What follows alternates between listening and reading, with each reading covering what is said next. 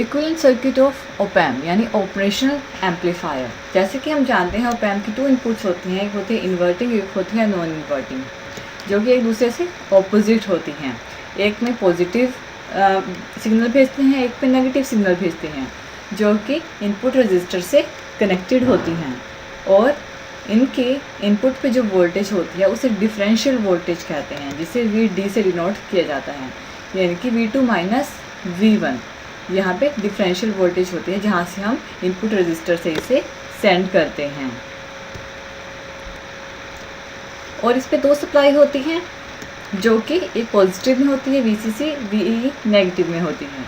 ये कहते हैं एक दूसरे के, इनका मैग्नीट्यूड सेम होता है लेकिन नेगेटिव में होती है एक दूसरी, यानी 2 एक पॉजिटिव में जाती है, दूसरी नेगेटिव में जाती हैं। और जो आउटपुट है, आउटपुट रजिस्टर R आउट से कनेक्टेड होता है, जिसको हम थेवेनिन इक्विवेलेंट रेजिस्टेंस भी बोलते हैं। ये लॉक करता है आउटपुट टर्मिनल को। और जो वोल्टेज आती है इसके क्रॉस, जो आउटपुट पे हमारी वोल्टेज प्रोड्यूस होती है, AVD, यानी कि जो एम्पलीफाई वोल्टेज होती है, गेन होता है, जो एम्पलीफाई वोल्टेज होती है आउटपुट पे, जिसे VD डिफरेंशियल वोल्टेज होती है। ये जो वोल्टेज होती है इसको इक्विवेलेंट थेवेनिन वोल्टेज सोर्स बोला जाता है। और जो आउटपुट पे वोल्टेज आती है वो इन दोनों के डिफरेंस पे, यानी कि जो डिफरेंशियल वोल्टेज होती है उसको एम्पलीफाई करके ही आउटपुट पे आती है।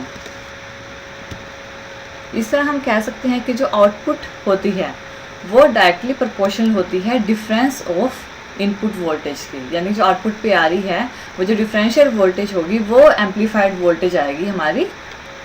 अगर हम इसकी आइडियल वोल्टेज ट्रांसफ़र कर्व देखें, जो कि डिफरेंशियल वोल्टेज और आउटपुट वोल्टेज के बीच में शो किया जाता है, जो हमारी डिफरेंशियल होती है, वो डिफरेंशियल वोल्टेज होती है इनपुट पे, वो डायरेक्टली प्रोपोर्शनल होती है हमारी आउटपुट वोल्टेज पे। जो आउटपुट पे आती है वो डिफरेंस होता है हमारे इनपुट वोल्टेज का, और वो एम्पलीफाइड होती है।